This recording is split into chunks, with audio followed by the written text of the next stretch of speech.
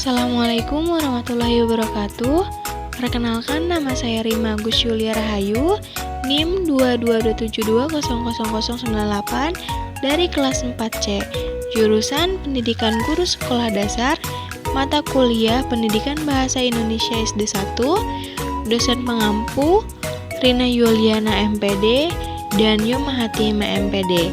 Dibuatnya video ini untuk memenuhi tugas ujian akhir semester. Kali ini kita akan belajar tema 4, subtema 1, pembelajaran ke-1. Selanjutnya di sini ada muatan bahasa Indonesia. Kompetensi dasar 3.6 menggali isi dan amanat pantun yang disajikan secara lisan dan tulis dengan tujuan untuk kesenangan. Kompetensi dasar 4.6 melisankan pantun hasil karya pribadi dengan lafal, intonasi, dan ekspresi yang tepat sebagai bentuk ungkapan diri.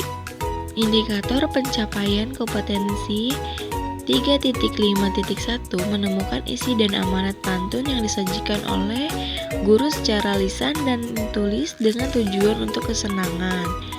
Indikator pencapaian kompetensi 4.5.1 membacakan pantun hasil karya pribadi dengan lafal, intonasi, dan ekspresi yang tepat sebagai bentuk ungkapan diri.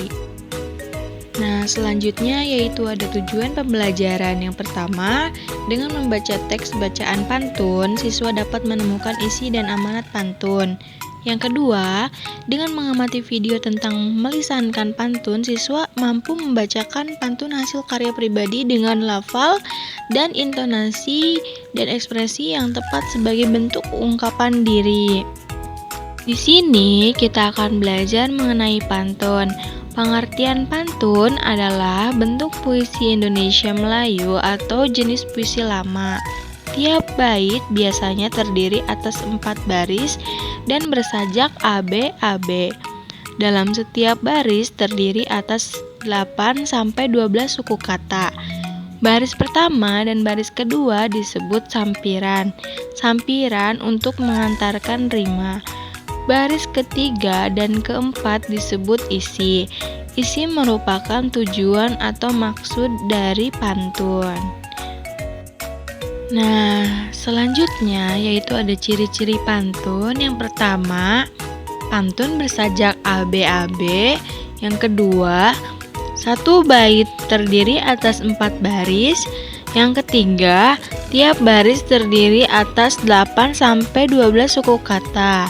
Yang keempat, baris pertama dan kedua merupakan sampiran, baris ketiga dan 4 merupakan isi.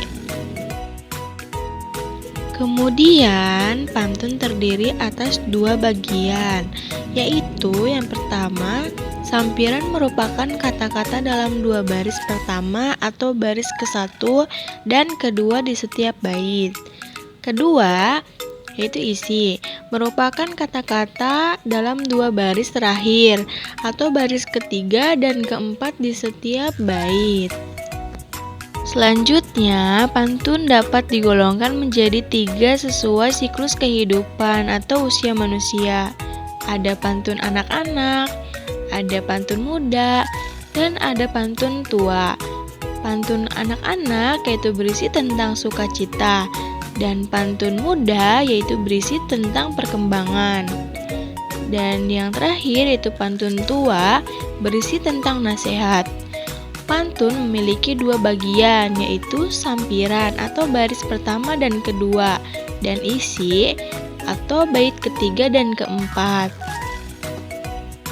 Nah, selanjutnya pantun banyak macam-macamnya dan dapat dibedakan menjadi 2, yaitu sebagai berikut. Pertama, berdasarkan siklus kehidupan atau usia. Pantun dibedakan menjadi 3.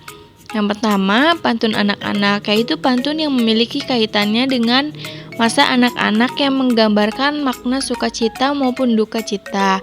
Yang kedua, pantun orang muda, yaitu pantun mengenai kehidupan masa muda yang berisi atau bermakna perkenalan, hubungan asmara dan rumah tangga, perasaan atau kasih sayang, iba, iri, dan nasib.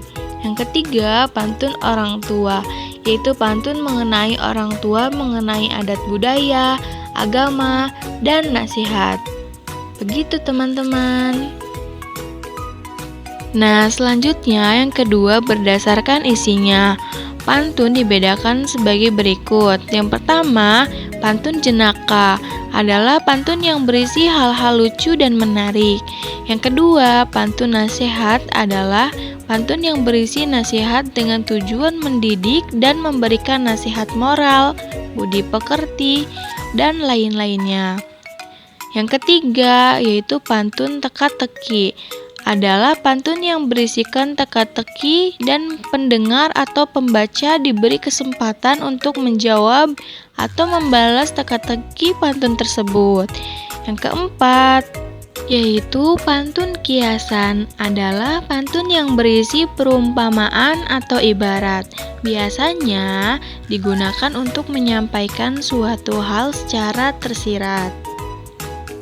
Nah, berikut ini contoh dari pantun. Rambutku lebat, rambutku subur, tidak dapat dipasang jepitan. Tubuhku sehat, ku ucap syukur, darah mengalir tanpa hambatan. Nah, itulah contoh dari pantun. Oh ya, setelah kalian mendengar dan membaca pantun tadi, ada yang tahu bagaimana cara membuat pantun? Nah, cara membuat pantun yaitu langkah yang pertama dalam membuat pantun adalah menentukan tema. Misalnya tema pantun ini adalah pantun jenaka. Langkah yang kedua adalah membuat 2 baris isi seperti yang kita tahu. Baris 1 dan 2 dinamakan sampiran. Baris 3 dan 4 dinamakan isi. Nah, kita akan membuat kalimat pada baris ketiga dan 4. Pada baris ketiga, misalnya, aku jadi sedih, tertawa. Pada baris keempat, misalnya, melihat kakek sedang bernyanyi. Nah, baris ketiga dan 4 harus saling berhubungan. Langkah selanjutnya, perhatikan akhir bunyi pada kalimat ketiga. Bunyinya adalah wa. Maka kalian harus mencari kata dengan akhiran wa atau a. Contohnya yaitu dewa, gua, tua, dua, dan lain sebagainya. Pilih salah satu kata. Di sini saya pilih kata dewa. Nah, kata dewa ini kita taruh pada baris ke-1. Kemudian kita lengkapi dengan kalimat, misalnya ada anak bernama Dewa. Langkah selanjutnya kita lihat akhir bunyi pada baris ke-4, yaitu nyi. Maka kita cari kata yang berakhiran bunyi nyi atau i. Contohnya, katanya yaitu bunyi, sunyi, dan lain sebagainya. Saya akan pilih kata sunyi, kemudian saya lengkapi dengan kalimat, misalnya, jika menangis memecah sunyi.